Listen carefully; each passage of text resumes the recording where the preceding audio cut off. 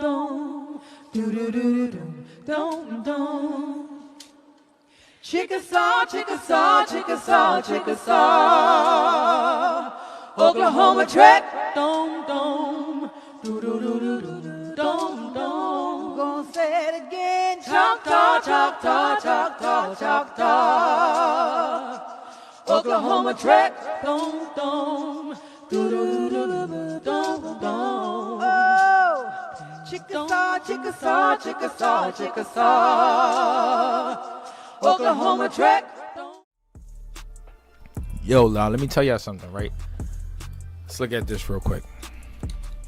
I just want to look at this real quick, right? Just want to point this out there, right? For people who don't look at maps or who cannot read geography correctly because there's something wrong with you, let's just try to find the Mississippi River real quick, right? Now, if we looking at their migration, it's basically saying that these people came out of Mexico and went east. Now just look at the geography of this map. All of this Greenland. They passed over an arid, dry area, right? And went into a place where it was bountiful with game and green and beautiful. This is going into Louisiana, Arkansas, and Mississippi, you know, the swamplands, the lowlands, whatever the case may be. Then it says, these people stumbled upon, right? Let's go back to the book. They stumbled upon a vast body of flowing water, and it stretched its mighty arm athwart their path. With unfeigned astonishment, they gathered in groups upon its banks and gazed upon its turbid waters. Speaking about the Mississippi River, I just want to point something out. The Mississippi River is so big, right, y'all? It's so big, it literally stretches from the northern part of the United States, the very tip, right? Because it continues, it goes up, and it opens up where these lakes are, right? All the way down to the Gulf of Mexico. I just want to look at something real quick. I don't know, people gonna be like, oh, the Nile River's bigger. This is the Nile River. Oops. Opens in Alexandria, Cairo, you know, this area. And then it goes all the way down and splits into two streams, if I'm not mistaken. And then we have one right here that continues to go down. But that's not the entirety of the Nile. It splits. The Mississippi River, on the other hand, literally goes down goes straight through the United States like it's an ass crack. Literally, bro. Like, and it's just steep as hell. It's like a never ending ass crack. You know them people that be having them extra long ass cracks?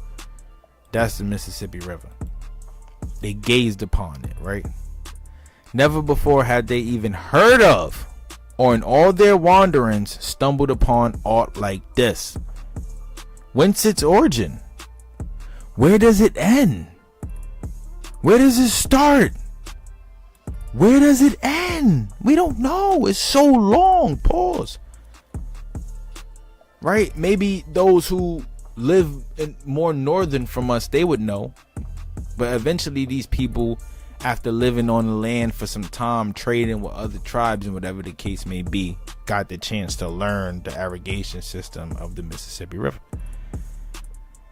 The flow of water. This is surely the great father, the true source of all waters. What? The great father, the true source of all waters, whose age is wrapped in the silence of the unknown past, ages beyond all calculation. And as they then and there named it, Misha Siponki, beyond age, whose source and whose start and finish are unknown. They called it Misha Ponki. It's beyond age. They don't know the start or the finish of the Mississippi River, but they called it Misha Punky.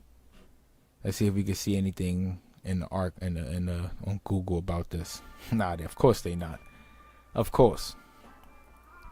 Surely a more appropriate and beautiful and romantic name than its usurper, Mississippi, without any signification. But who can tell when the waters of Misha Siponki first found their way from the little Ikatsa lake hidden in its northern home to the faraway gulf amid the tropics of the south. They're explaining how long it is, pretty much.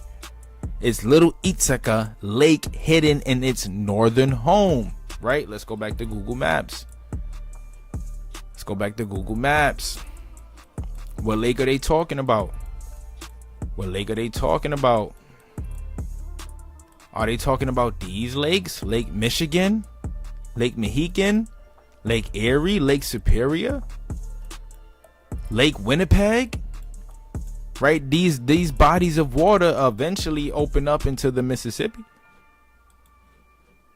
So what they saying? They don't know, but they calling it Misha Siponki because it's so damn big. Right? Who, when those ancient Choctaw stood upon his bank and listened to his murmurings, which alone disturbed the silence of the vast wilderness that stretched away on every side, could tell of its origin and over what mighty distances it rolled its muddy waters to their ultimate destiny. Saying that the water current was so loud you could hear it in the forest because the river was so big.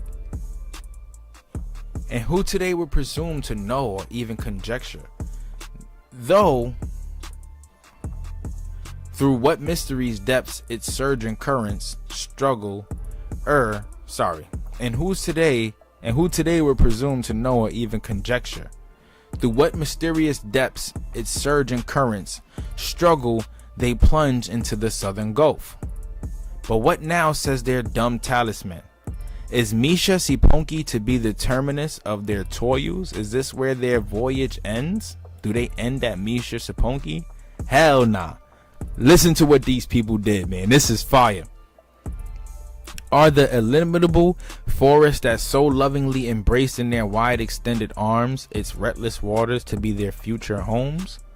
Not so. Silent and motionless still as ever, it bows to the east and its mandate onward.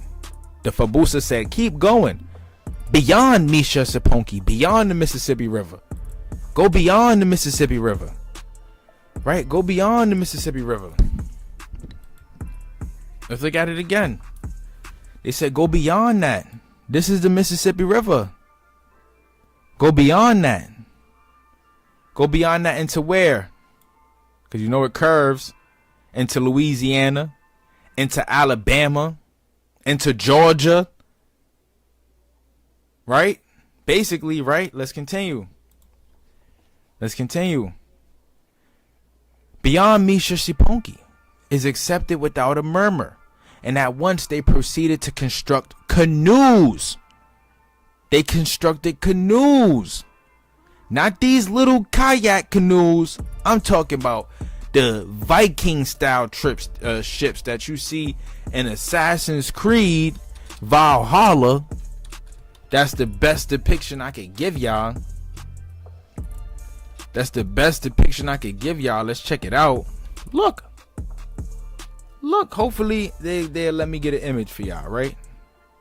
Their boat, that long boat that took at least about 19 people total to row.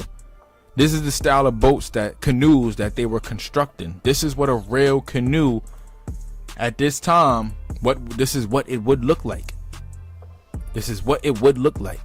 Straight facts. No denying that. And rafts by which in a few weeks all were safely landed upon its eastern banks. Whence again was resumed their eastward march, and so continued until they stood upon the western banks of the Yazoo River, and once more encamped for the night. And as had been done for many months before, The evening began to unfold her curtains, and twilight had spread over all her mystic light. The Fabusa, their oracle, was set up, but now the marrow sun had plainly lit up the eastern horizon. Many anxiously watching eyes that the early rested upon its straight, slender, silent form, observed it stood erect as when set up the evening before, and then was borne upon that morning breeze. Throughout the vast sleeping encampment, the joyful acclamation, Foha hu pishino yak, Foha hu pishino yak. We, all of us, yak here. Now their weary pilgrimage was ended, and flattering hope portrayed their future destiny in the bright colors of peace, prosperity, and happiness. These people, they were finally happy. They were away from Cortez and his genocide.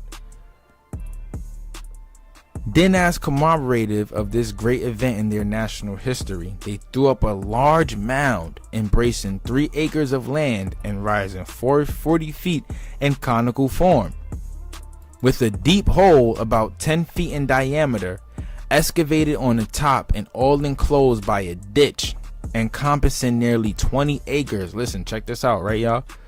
After its completion, it was discovered not to be erect, but to be a little leaning, and it named it Nunya, mountain or mound, Waya, leaning. The Nuni Waya. Let's check this out, right?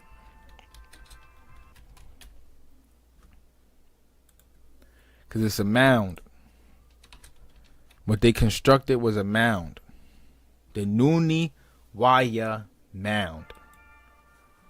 This is what they built, ladies and gentlemen. And it exists today. It exists today. We're going to open it in another tab. It exists today. The Choctaw Origin Place. Somebody put that up as a video on YouTube. But that's crazy though, right? Because where is this mound? Where is Nuni Waya mound? Let's check it out.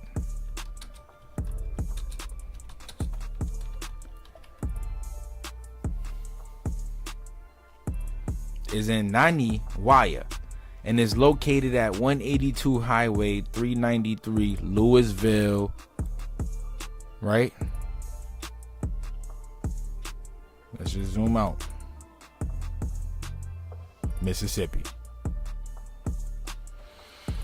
So basically, like I said, these people migrated from Mexico,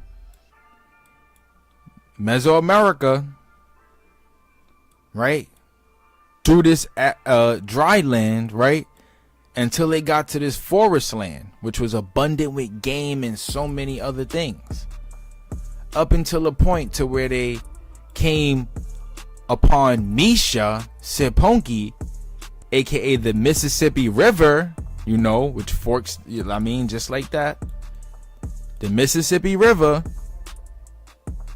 that comes out at the Gulf of Mexico, or at the Gulf. They constructed canoes and continued eastward, finding their home in Nania Owaiya, the home of the Choctaw. Oh boy, the mother mound. I wonder what the hell we can find inside this mound. Oh boy. Oh boy. This is the mother mound referred to in Choctaw legend. Archaeological investigations around the mound indicated that this area was occupied from the time of Christ until about 1700. Till the time of Christ. Which also can show that, well, hello, this area was occupied by other people prior to the Choctaw and Chickasaw, and when they got here, they probably mixed in. But then again, it also says that the animals in the area was unbothered by man by the time they found it. So around when did these Choctaws really come over here?